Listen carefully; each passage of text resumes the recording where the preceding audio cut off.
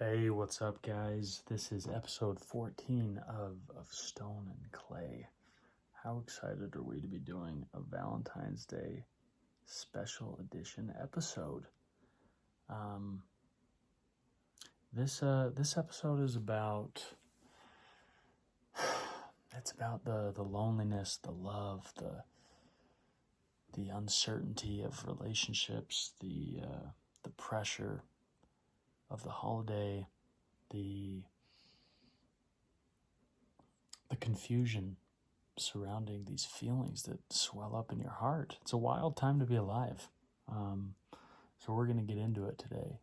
We had a bunch of questions that people asked me on the Instagram, and so we're just gonna get into them. I have a couple things I want to address otherwise, but for the most part, we're just gonna answer these questions. There were some really good ones, so I want to get into it. For those who might be wondering, I feel like no one's actually wondering this, but if some people are listening and don't really know me, aren't really familiar with the show, I am a single man. I'm the only man here. I am alone, very much alone. I'm 32 years old, so I'm kind of up there. I'm kind of advanced in age. I'm like, you know how you can be like pre-diabetic. I'm kind of pre-geriatric. Love-wise, like I'm in good health. Still got a lot of years, a lot of decades in front of me, but as far as love goes, as far as that physical peak in the dating realm, I'm pre-geriatric, so it's kind of a tough time for a man like me. February 14th, it's a dark time. It can be very alienating, very isolating. But we're gonna put some of those things to bed. Some of those notions that being single is a bad thing, or being alone is a bad thing, or even that feeling alone and feeling lonely are bad things. They're just feelings. That's all they are. So yeah, I have a lot of opinions on these matters of the heart. I wrote a whole freaking book about it. But let's dive into these questions. These were really good. I'm very grateful for people, messaging me and getting involved. Okay, so let's start right here. Okay, Taylor Sanford asks, at what point do most of your relationships stop progressing / end? Gosh, he's just cutting straight to the point, isn't he? I'm going to ask all my female listeners at this time to go ahead and take your headphones out and go get a snack. Maybe finish that episode of Orange is the New Black. Maybe go get your laundry out. Maybe go brush your teeth. Just take 5, if you will. Because I don't know if they're gonna like the answer to this. I don't know if I'm gonna like the answer to this, but I guess that means it's a good question. At what point do most of your relationships stop progressing? Why don't I want to say progressing? Progressing / end. Okay, I'm gonna answer that in 2 ways.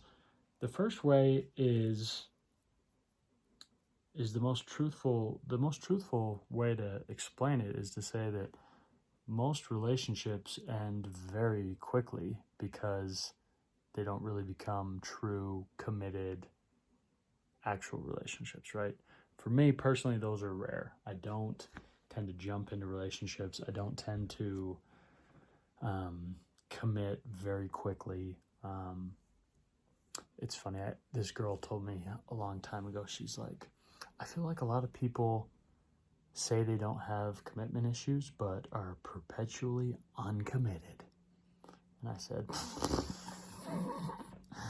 yeah, gosh, some people suck. But it's true, right? There's a host of reasons that people struggle to commit, and we maybe don't need to delve into my many reasons, but mostly I don't want to. I've been hurt, and I've also hurt people, right? So I don't want to jump into something just because it sounds fun or it's exciting, when I know that the less I know somebody, the greater chance that it won't work out, right? So I like to know the person very well, really get a feel for our compatibility, our chemistry. And the truth is, I really don't end up being exclusive with somebody unless I really feel like we could end up together. Like, otherwise, I don't know, I'm not in high school anymore. Like, I'm not going to date somebody just for fun. I'll hang out with somebody just for fun. I'll do more casual things just for fun. But to be in a committed relationship, if you don't see a future, like, what's the point? So for me, initially, a lot of these relationships, they fizzle out really quick because, for whatever reason, we decide, one person doesn't have as much interest and the other person does, or both kind of aren't that into it but are just kind of having fun, or a lot of times it's just differences in lifestyles, differences in ways of thinking, because most girls that I hang out with, like, we have a good time.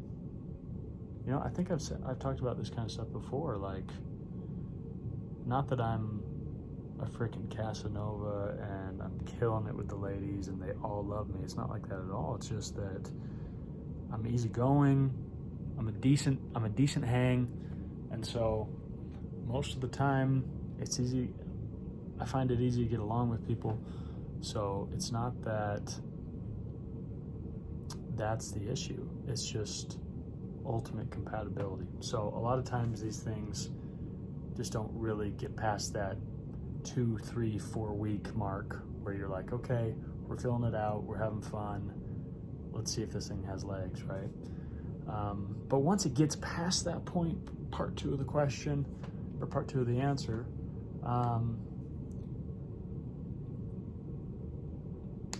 they usually end kind of at a breaking point, at an impasse where it's like, I'm trying to make it work because I really like this person, but I don't quite love them, or I don't quite see myself loving them or see myself ending up with them. And so I'm kind of banging my head against a wall trying to make it work, but I'm just not really feeling it. And that's so rotten to say because it sounds unbelievable when someone's like, well, what's wrong? Why can't we be together? Why isn't this working? And you just say, because it doesn't feel right, or because I don't feel good about it. It just sounds like such a BS answer. But sometimes it's really hard to articulate why you don't feel that magic with somebody. And sometimes it's simply because you've felt that magic with somebody else and you're not currently feeling it. And it's like you've been to the mountaintop, so you don't want to settle for being on a cute little hill that you can, barely see past. You want that mountaintop, you want that magic. And it's easy to romanticize things. So yeah, I could talk the whole episode about why my relationships end in crash and burn and failure, for lack of a better word. But there's other questions to be had. So let's jump into it. Somebody else said they wanted me to discuss how the true definition of Valentine's Day is Single Awareness Day. I don't know that that's true. I think that's a narrative people spin for themselves to make themselves not so sad. Same thing with Galentine's Day. people just love doing things that rhyme or that are alliterations, right? Because you don't need a day to make people aware that you're single. Like, everybody knows that people are out there are single and are suffering and are sad, or they're happy or whatever. It doesn't need to have its own day, right? Just like you don't need White History Month. But power to you if you're single. Nothing wrong with that. Which brings us to the next question, a little bit related. It says, discuss how it's okay to be single rather than being in a terrible relationship. This one's close to my heart. Not because I'm not really prone to, I don't know that I've ever been in a terrible relationship, just because I don't have the stomach for it. I'm not really interested in being around somebody that doesn't make me happy all the time. Like, I know life isn't perfect and it's not a fairy tale. Like, even the people you're closest to, you're not going to be happy 100% of the time, right?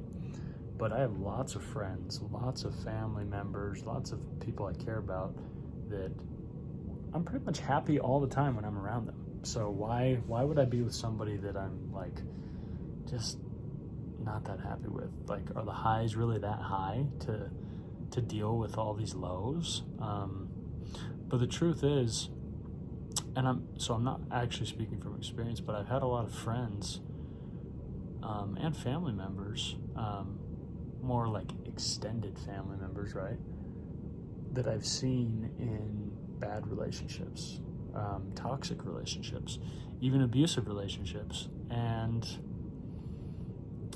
I think kind of a common thread is people think that they need to stay because they love that person, right?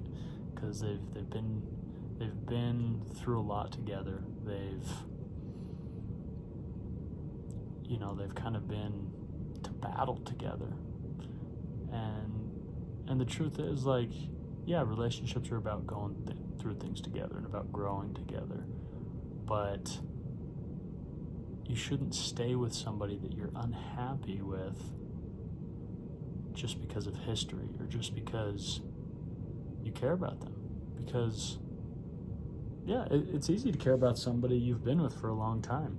It gets built up. It's just like a natural side effect of being together, right? You care about them because you've invested that time.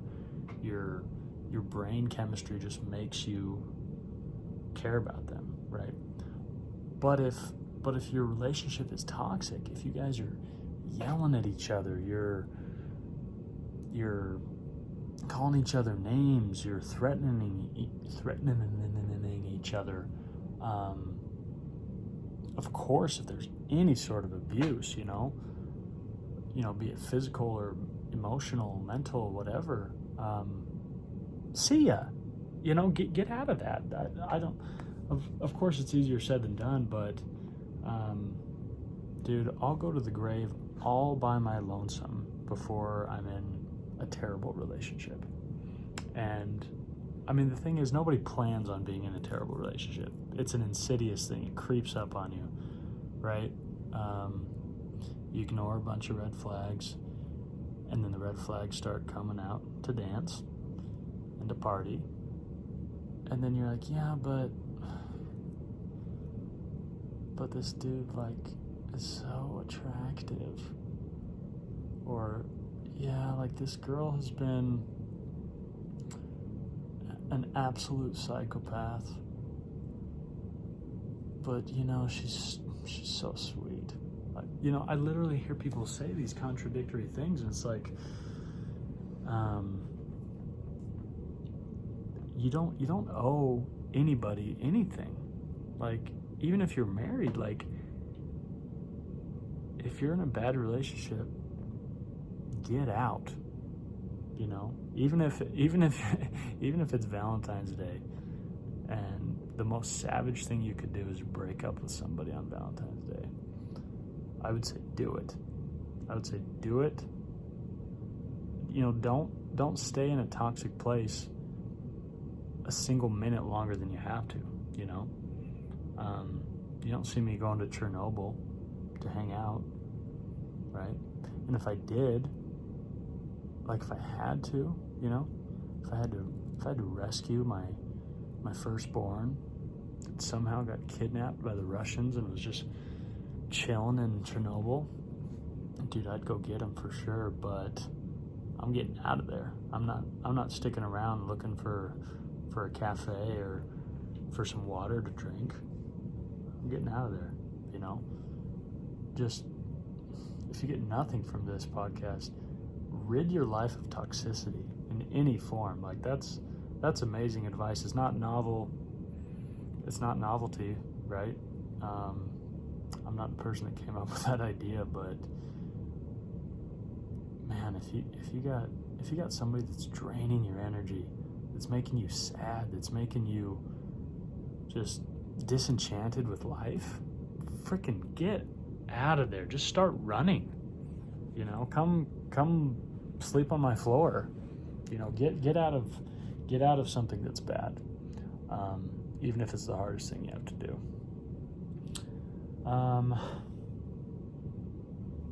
Next question. Somebody says, talk about how people can put too much weight on their self and why emotional boundaries are 100. Not sure if I super understand what's being asked. How people can put too much weight on their self.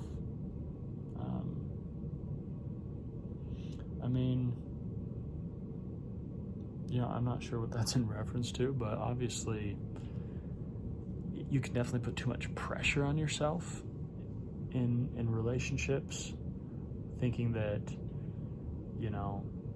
especially in bad ones where you feel like you've put in the time, and you owe it to yourself to stick it out or to be loyal or whatever. But it's a sunk cost. You've already spent that time. Doesn't matter. If you're in a bad place, get out.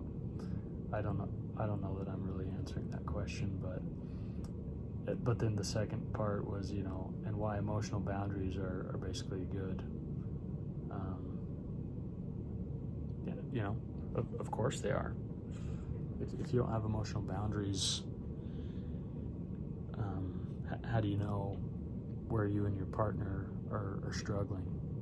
How do you know where communication is breaking down or where someone is becoming sad in certain patterns and because of certain actions?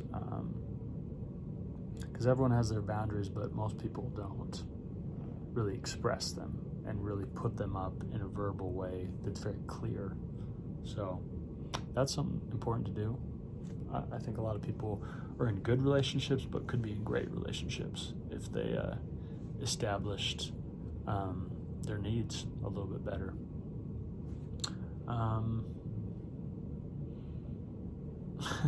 This person says, talk about people who don't have the capability to quote-unquote love, i.e. narcissists, sociopaths. Example, Ted Bundy, Josh Powell, Chris Watts. I don't know about, and I might be wrong on the psychology, the science behind this, but I don't really think anyone is truly incapable of love.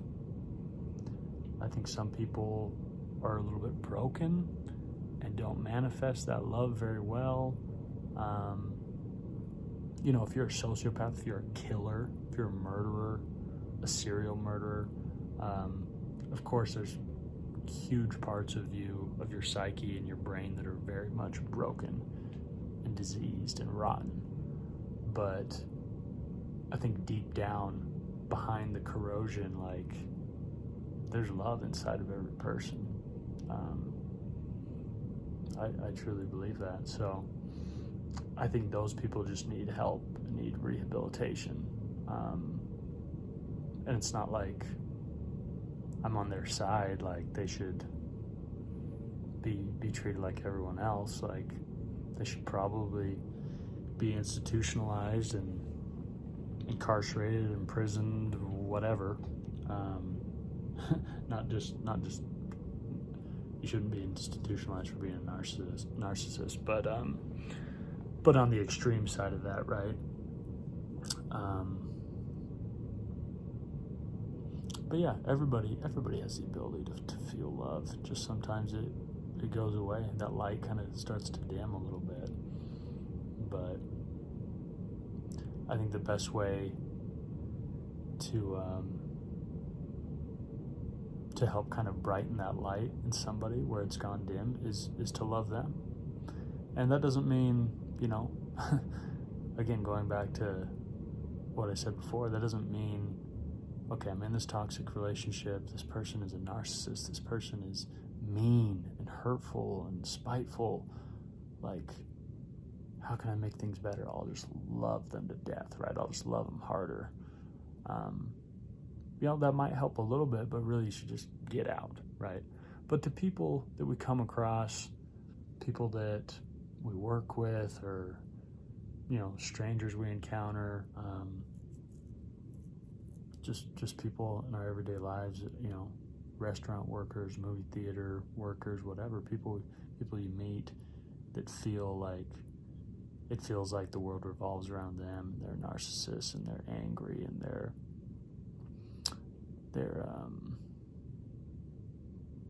begrudged.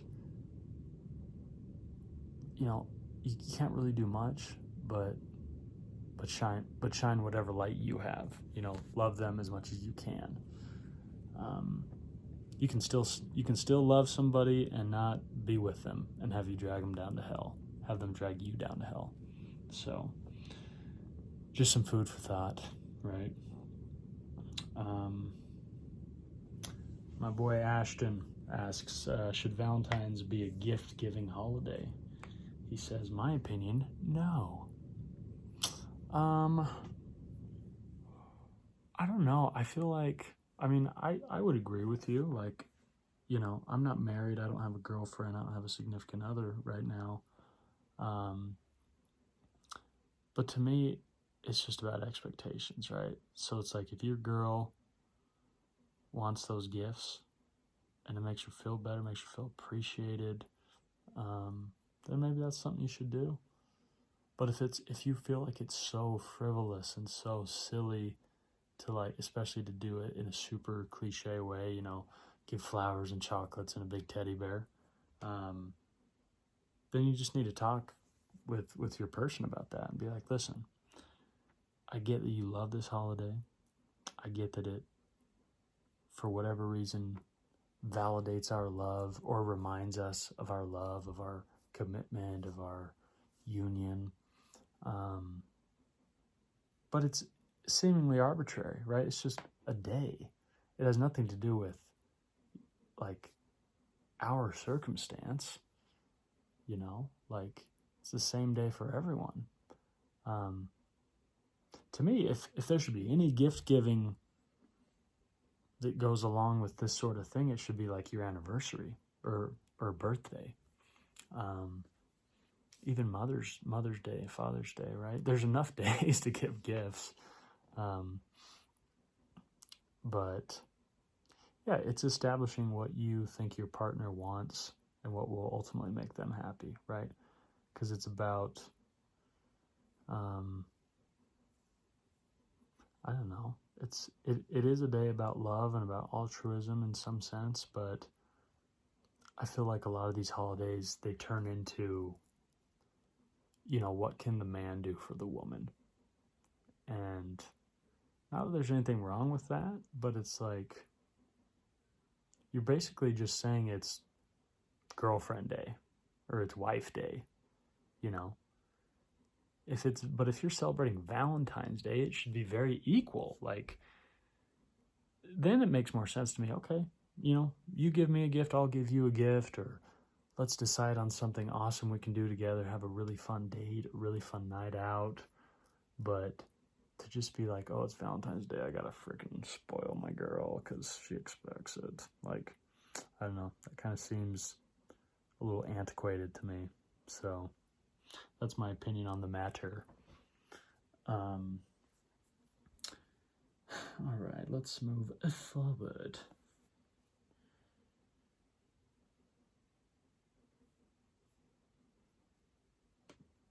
Okay. Jesse says, discuss making Valentine's Day meaningful while being single through service / platonic love. This was a really interesting comment. I never thought about viewing Valentine's Day as an opportunity to like serve other people or express that love, that platonic love, by making the day meaningful through other means, I guess. You know, it sounds like, especially for single people. I'll tell you what though, my and I don't know if most parents do this or most moms do this, but when I was a kid, my mom used to get us little gifts for Valentine's Day. Just little things like some candy and maybe like a book, or back in the day, like a CD or like a t-shirt, like nothing extravagant, but she used to give all of us kids little gifts. And, you know, I like that because it was kind of just about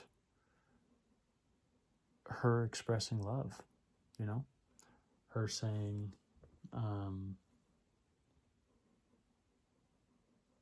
hey, you guys are kids, you probably shouldn't have Valentines, but I love you, you know, if nothing else. So that's pretty cool.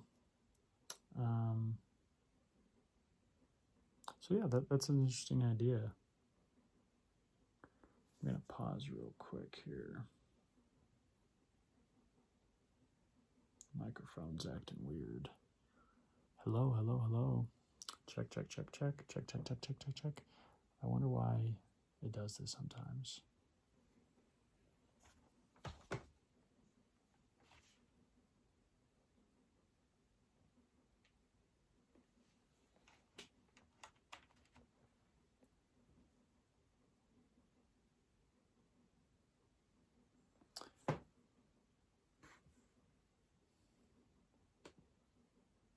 Okay. But yeah, that's a good idea. I feel like any excuse you can find to reach out to somebody that you care about and that you love, even if it's just a friend,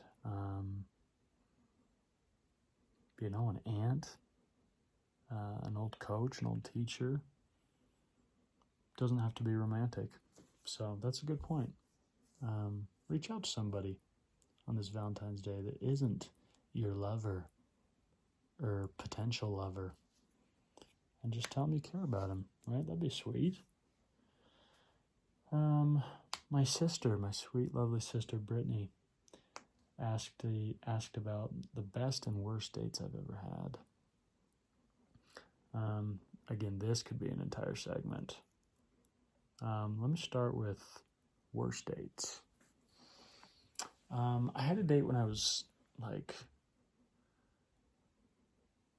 and well, let me preface this by saying I feel like girls usually have much better stories when it comes to worst dates, because they are often a little bit helpless and a little bit like stuck on a date. You know, a guy picks them up, a guy maybe they don't know super well, and he's just got some absurd, weird, long activity planned.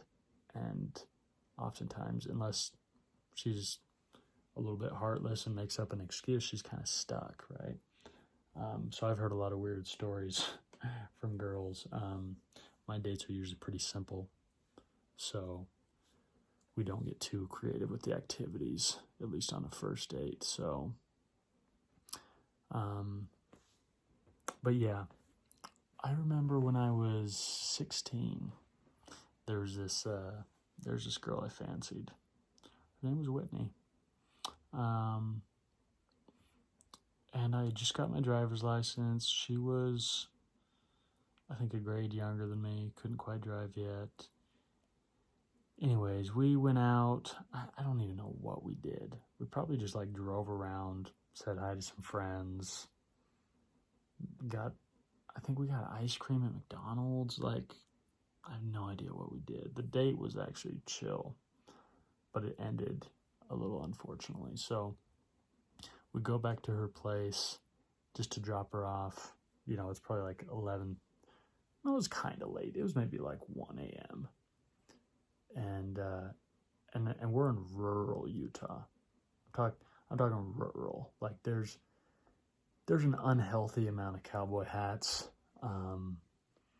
There's a lot of dirt roads, a lot of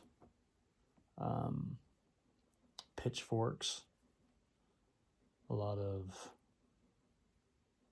homemade beef jerky, if you know what I mean. So I'm driving her back to her, she was staying with her grandparents because she was from a different school, kind of far away. So she's staying with her grandparents in town. We drive back to her grandparents, a long dirt road, and mind you, we're in the country. We're in the thick of it. We're in the sticks. And so there's not really a driveway or anything. There's like dirt house, right? And so I parked the car and we're like 6 feet away from her house, like her porch, basically, right? And we start talking, and in my head, I'm like, I'm gonna kiss this girl. We hadn't kissed yet. We'd hung out a few times. I think this was our first like official date. I was going in for the kiss. And so we start talking, and then I go in for the kill. Just like a killer, man. I go in with that confidence. She's about it. We start kissing. Little do I know, in my tiny pea brain, that I haven't actually put the car in park. It's still in drive. My foot's just on the brake. Reminder, I'm new to driving. I'm also new to dating. This is all very new. I'm new to long dirt road driveways. So we get to smooching a little bit. We're kissing maybe, I don't know, 8-9 seconds. And, in the heat of the moment, that foot comes off the brake. That's just natural. That's the natural man at work. And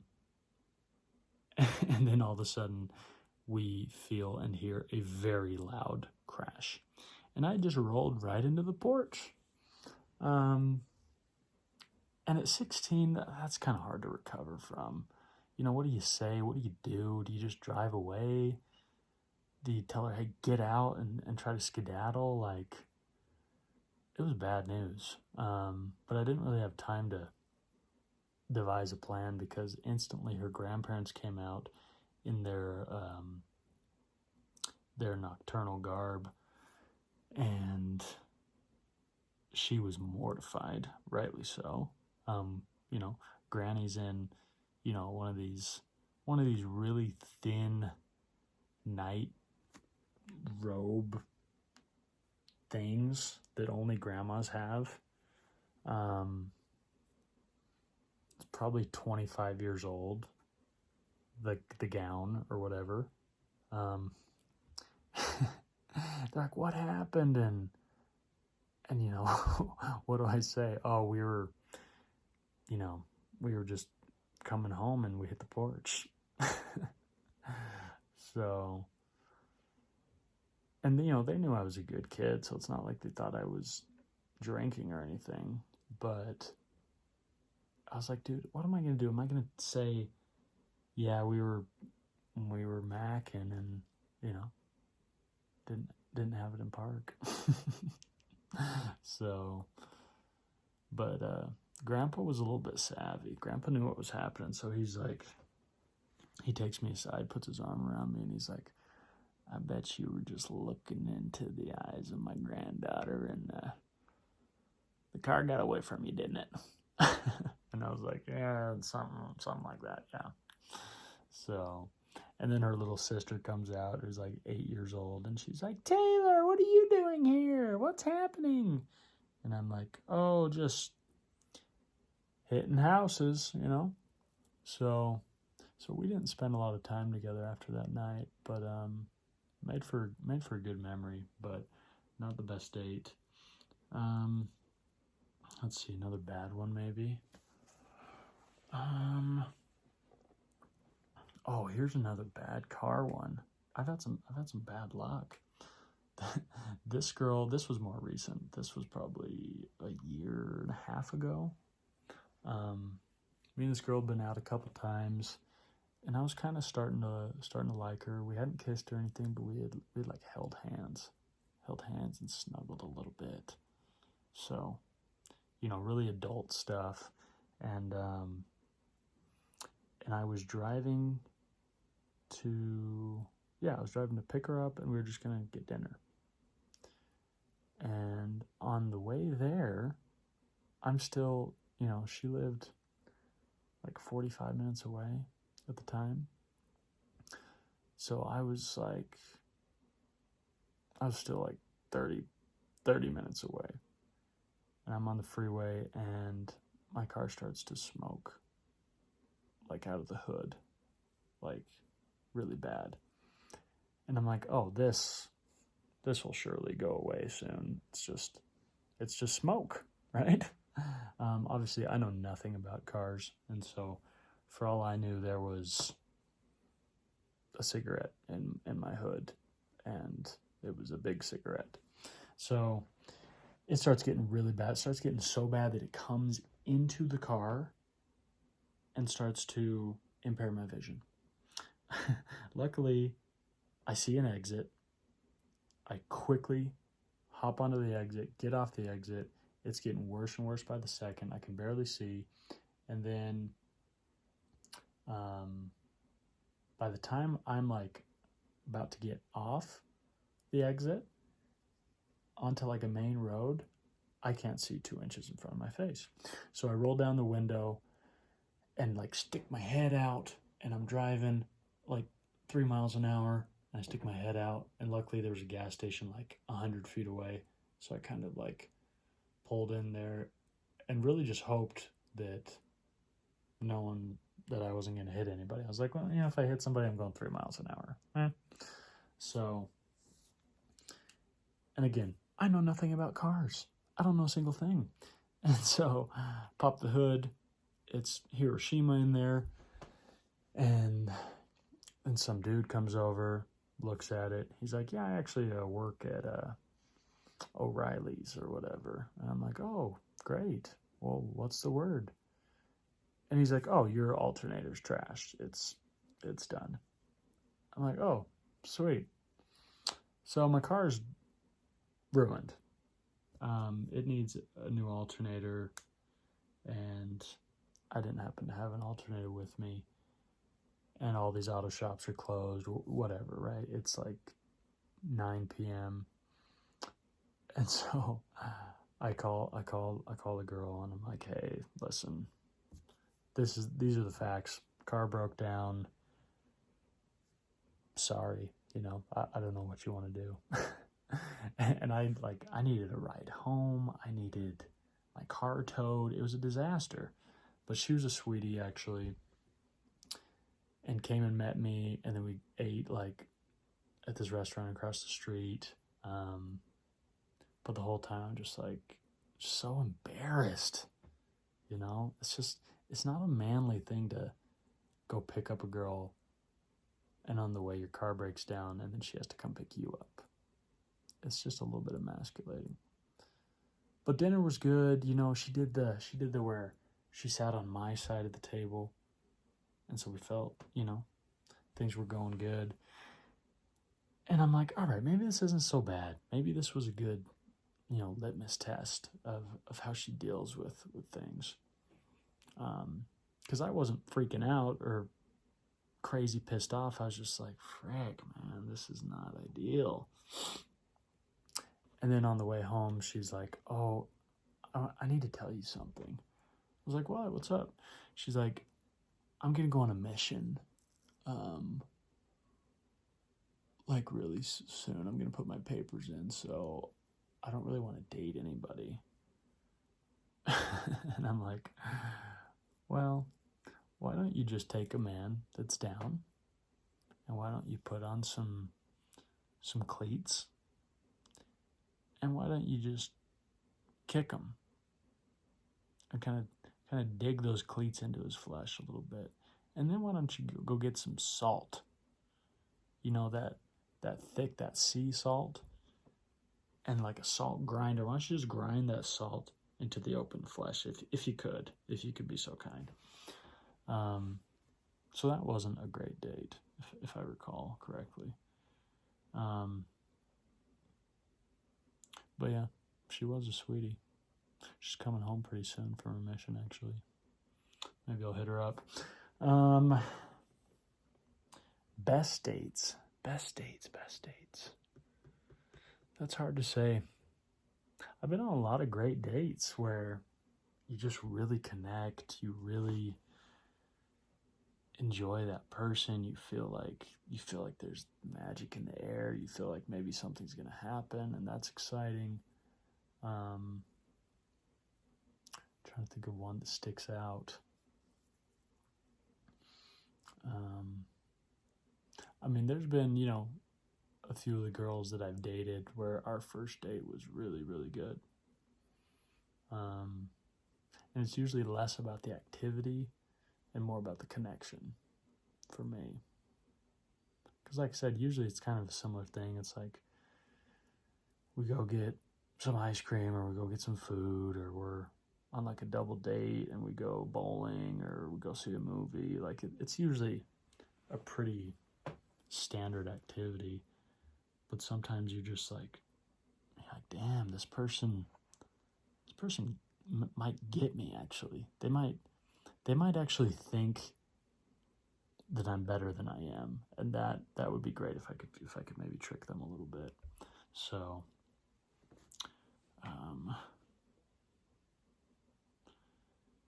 honestly, I've probably, I'd have to stop and do the math. I just know that I've been on thousands of dates, literally thousands. So it's really hard to pinpoint. But I'll tell you what for me is kind of the worst date. Like, these stories are funny, but really the worst date is when you go out, you have dinner or something, the date's, maybe 2 hours, 3 hours long. Maybe you go back to their place and chat for a little bit, or you go for a walk or something, and you just feel zero connection with the human being. It's not that you hate them or really disliked your time together, but you just feel like, man, there's just no way I want to see them again. Or worse, you're pretty interested in them, but you get the vibe that they just couldn't care less to go out with you again. Those are usually the worst dates for me, where you get home afterwards and you're just like, why did I do that? Why did I go through the trouble of asking them out? Like, making sure my beard was nice and trimmed, and went and bought a new shirt because I wanted to look fresh, and then picked him up, and then they just don't like me. It's just really, it can be really, you can just feel really dejected. So yeah, that's kind of a drag sometimes, but thus is life, right? Let's let's U-turn out of Negative Town. Just a couple more questions. This person just said, discuss Mutual. I think I've brought this up before. Mutual is just basically a Mormon dating app, like Tinder or Hinge or Bumble or whatever. It's, it's just kind of, it's not like you're required to. It's just kind of assumed that if you're on Mutual, you are LDS. You're a Mormon. How fervent you are in those beliefs or how active you are obviously can range.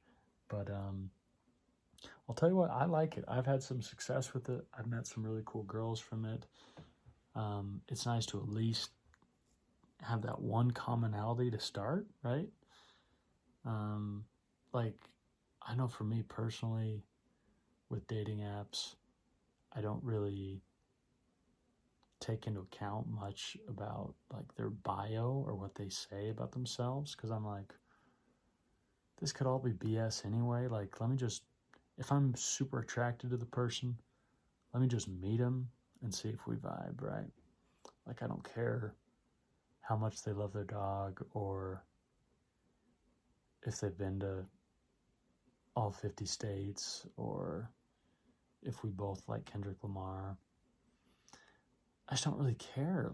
I just want to meet them and see if I like hanging out with them, see if I like talking to them, see if they actually look like they do in their pictures. So I don't really dig too much into their life, but on Mutual, it's nice to know at least they're Mormons seeking Mormons, basically, right? There's always some fraudulent behavior on there, I'm sure, or some misleading behavior, but I've had good experiences. Again, I bet a lot of girls have had really weird experiences because they're kind of less in control, but it's been good for me. The past couple years, I will admit, it's not been as good to me because truth of the matter is I'm older, and I think most girls just have their age range.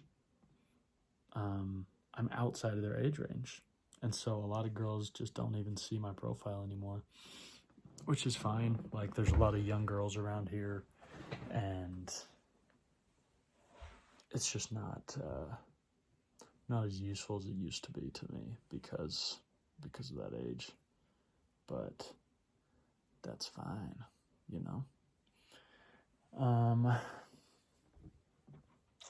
Okay, we're coming to the end. Got a couple more questions.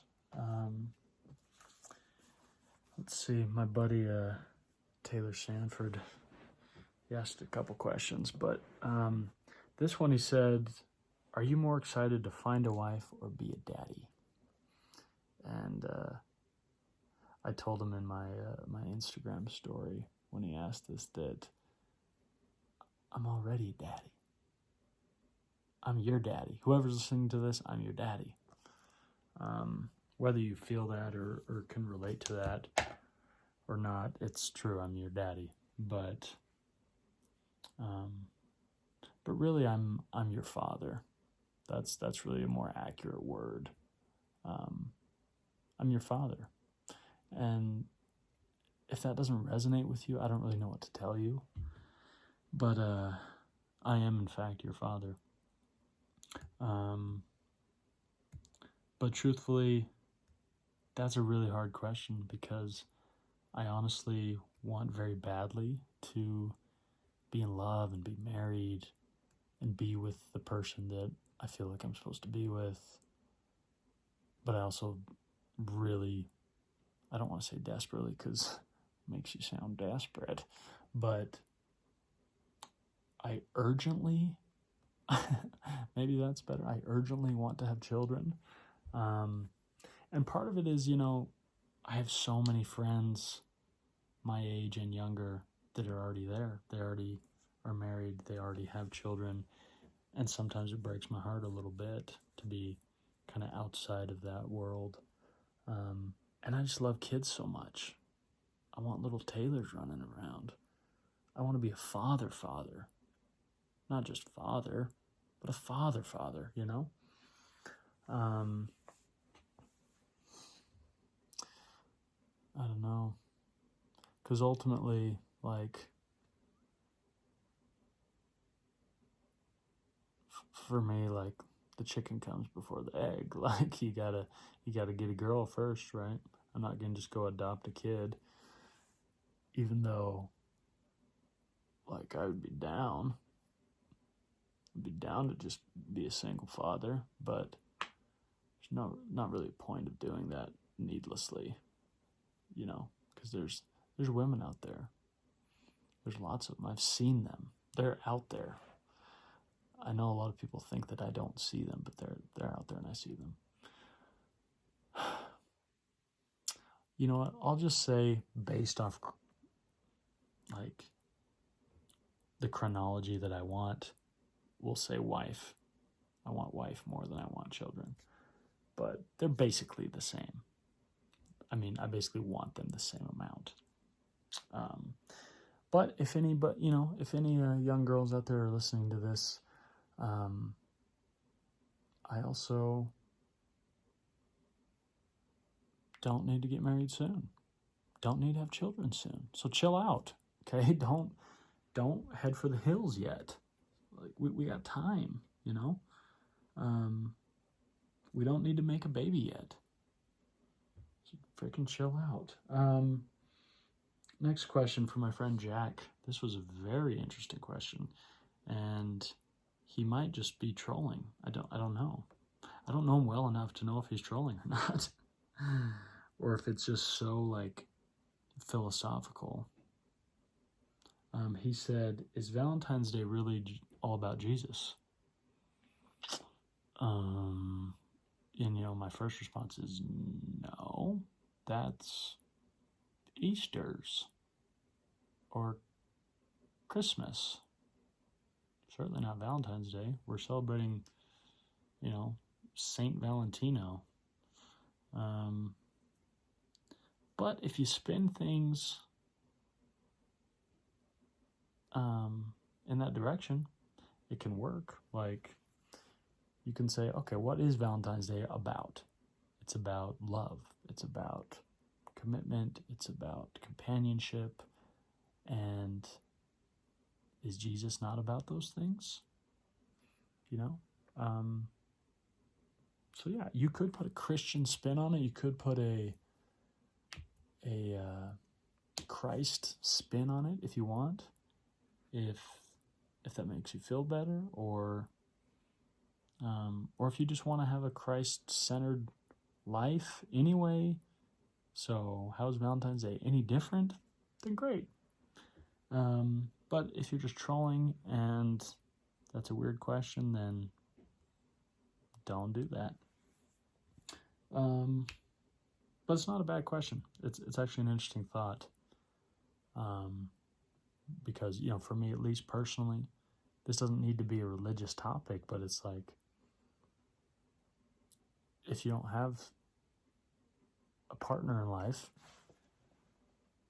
the day can still be about celebrating love and celebrating sacrifice and generosity and unconditional love, and that's Jesus, baby. So yeah, interesting spin on things. This next question, he for sure was joking, but I think it's funny, so I'm gonna read it anyway. He said, talk about your favorite kissing experience without being too triggering. Now, I want to be too triggering, but I'll try to refrain. If I can even do this is hard. A small spoiler alert for people that might not know. I kissed a lot of girls in my days, so it's hard to say. I'll tell you what, it's often the best kisses sometimes it's because there's so much buildup, right? There's so much like sexual tension, and you both want it, but you're both not ready to capitulate. You're both not ready to surrender your lips, but you're both in it. You're both in that fog of war, and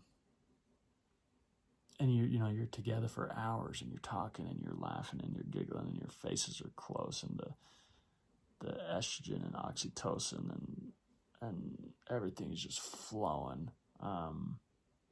That's when it's exciting, and then it goes to a next level when you're with somebody that A, you're super attracted to, and then B, you just have really strong feelings for them. And sometimes it's the beginning stages, so those feelings aren't fully formed yet.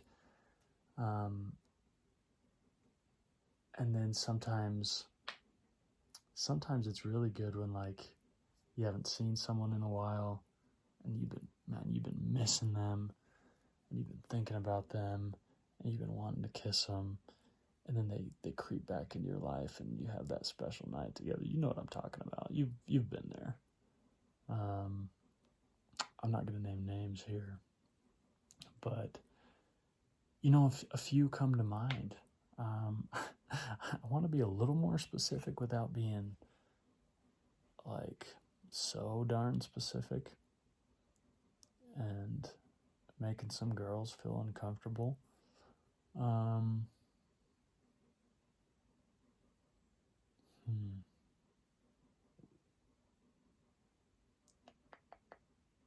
lot of special girls out there. It's true. It really is. All right, I'll tell you one. This wasn't like all time, right? But it's up there. I don't know. It's in the Hall of Fame for sure. It's in the Pantheon. So me and this girl had kissed before, but she, for whatever reason, wasn't feeling it that day, or wasn't interested in me that way anymore, or so I thought, or whatever. It was a little confusing, and she lived a few hours away, and we had our few meetups and a few dates here and there. And then she basically was like, hey, I'm in town, but I don't really have time, but I want to buy your book from you. And I was like, okay, this is my chance, because I like this girl. This is my chance to maybe like write something romantic and kind of reel her back in, And so I write something sweet. She comes over, talks for like 5 minutes, takes the book and leaves. And then she texts me like saying like, oh, that was so sweet. Like, I can't believe you said that. Like, that means the world to me. Whatever. I'm probably paraphrasing in my favor. But then I was like, I think I said something like, man, I wish you could have stayed longer. Like, I really wanted to kiss you, or something like that. And then she was like, well, should I come back? And I was like, yes, you should come back. So she came back, and yeah, we just had one of those really passionate, like intense kisses. And it wasn't even, it wasn't like this long makeout session. It was just this really powerful moment. Because she came back, And, another spoiler, we're not together today. She's moved on to greener pastures, much to my chagrin at the time. But that's right. She was a lot younger than me. She had her reasons. And ultimately, I think today we're pretty different people. But that was a damn good kiss. I'm going to be real about it. But there's some others, man. I've had some kisses in my hot tub that have been pretty nice. I've had some kisses in the rain. Some kisses on grass. When you just got to get down in the grass. Yeah, kissing's fun. It's a good thing. It's a really weird concept if you really think about it. Just two lips just sucking each other. It's kind of gross. I always think it's funny when people are kind of germaphobes and they're like, oh, like, I don't want to use the same straw as you. I'm like, dude, have you ever kissed somebody? If you've ever made out with anyone but won't drink out of someone's straw, you're a freak. I'm sorry, you got issues. You have a mental handicap, and that's okay. And I'm not trying to mitigate your pain, but you are handicapped because there's no more swapping of germs than kissing. So to be grossed out that somebody drank out of your drink or somebody took a bite out of your burger, like, give me a break, dude. Give me a break. Anyway, didn't mean to talk about kissing so long, but it's exciting. It's a lovely little pastime. So yeah, those are all the questions. Appreciate you guys hitting me up and asking those things. The matters of the heart are very curious and very subjective, and can be very painful, So I appreciate people opening up and being vulnerable and asking those things that are on their mind. I'm going to end with one last thought. This was, if you want to check it out, I put this on my story on my Instagram today, but somebody I know sent me this and was just like, hey, you should read this. And it was this girl's post on Instagram. This girl, I don't know, she's a teenager. She looks pretty young. She's probably 14, 15 years old. And she's not like Insta famous or anything. But I don't know, the girl that messaged me knew her or followed her or whatever.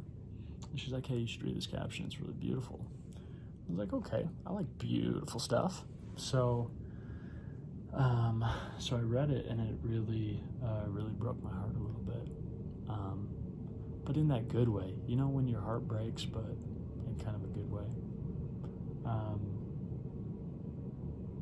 So yeah, this is a picture of her. She's just out in the snow with a smile on her face. It's not like a glamorous shot or anything.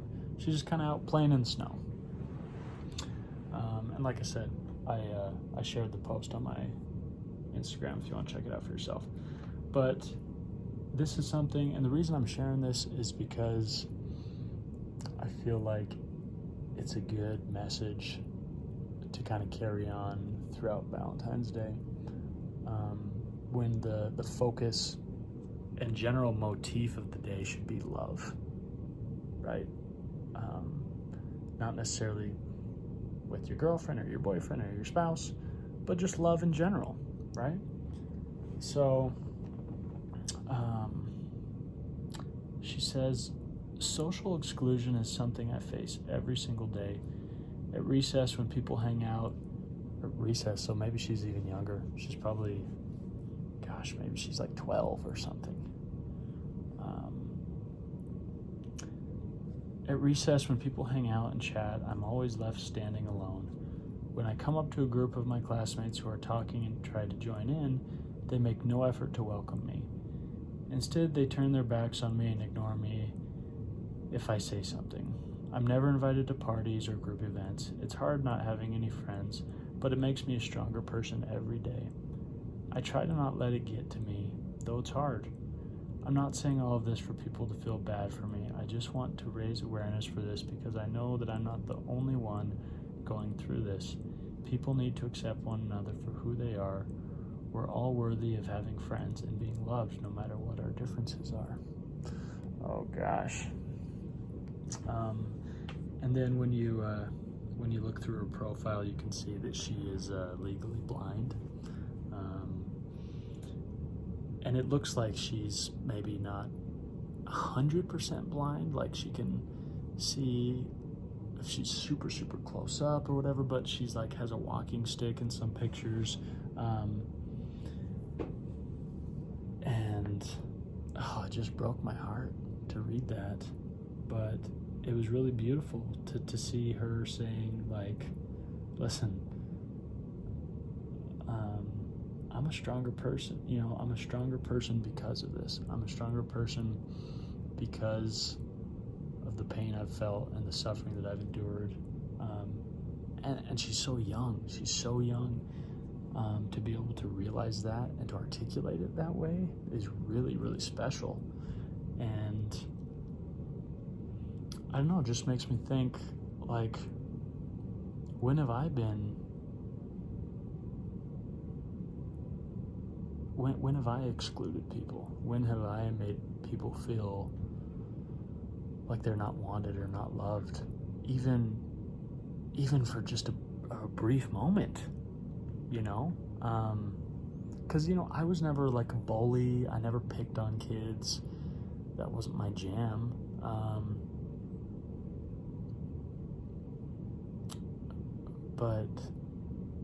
And it doesn't just happen in school, right? It happens throughout life for everyone in all ages. But it really made me stop and think, man, how many people out there really need a little extra love? And I just am so caught up in my own thoughts and my own world that I can't step outside of myself for a second to put my arm around somebody, to introduce myself to somebody, to include somebody. Like, what's the worst thing that could happen if you invite somebody that is maybe a little bit awkward, maybe a little less socially aware, to invite them to something, to have them tag along, to have them be part of something? What's the worst that could happen? The worst thing that could happen. I don't know. Might be kind of annoying, might be kind of cumbersome, might be kind of in your way, but it might mean the world to them. Might change their life. So I don't know, a little off topic, but I just loved this post and thought it was beautiful, so thought I would share. Anyways, don't mean to get overly sensitive, but happy Valentine's Day, guys. I love you and I appreciate you, and I'm thankful for all the listeners. You know, we're starting to grow. We got the United States as the number one listening country. Then we got Germany coming in at number 2. We got the UK is up there. We got Japan and Jordan. We just got a listen in Morocco the other day. Like, it's fun to see it grow. Top states right now, we got Utah number 1. Then we got California, Nevada, Texas, Idaho. We're keeping it West Coast, but then we got a lot of listeners in Florida. Shout out to my people in Michigan and New York. Kind of random. I'm not sure why, but I appreciate it. We still need some people. There's still some states we're missing. So if you're in Maine or Rhode Island or Hawaii or Oklahoma, Arkansas, have a listen. Or if you know people in those isolated states, you know, share the cast with them. Share the cast. Anyways, love you guys.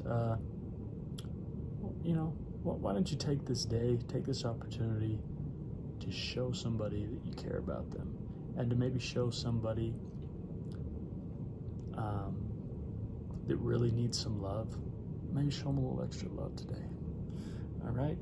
This is your boy, Taylor Church. Appreciate ya. Okay. See ya.